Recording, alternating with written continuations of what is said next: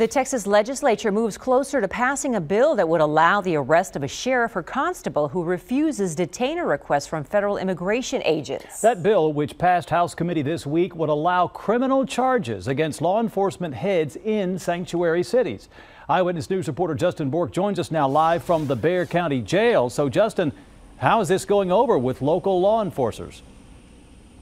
Not well, guys. San Antonio is not actually a sanctuary city, but both our police chief and our sheriff have been very outspoken against this bill, saying it prevents them from doing their jobs. And under this bill, if the head of a law enforcement agency does not comply with federal immigration agents, they could face up to a year in jail.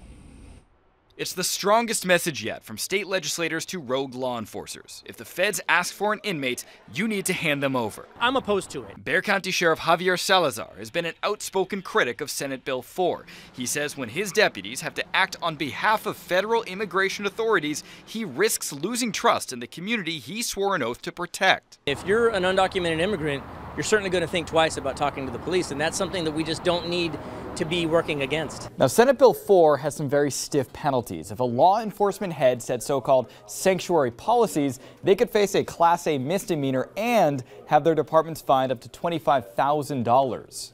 But not all local law enforcers are against it. I think the intent is very good. Former Bexar County Sheriff Susan Pomerleau says it's always been Bexar County policy to comply with immigration laws. She says if someone is detained, it's for a good reason. That means that you have committed a very serious or violent crime. Now the bill will go before the full House, where it will likely see further changes. But even its biggest opponents say they won't be surprised to see it pass in some form. If this were to pass, we'll adapt and we'll make it work. Now, this Senate bill was actually softened a little bit when it went through House committee this week. Under the new version of the bill, there are actually some protections for witnesses and victims of a crime. It specifically says they will not be asked their immigration status. This is Justin Bork reporting live, KENS 5 Eyewitness News.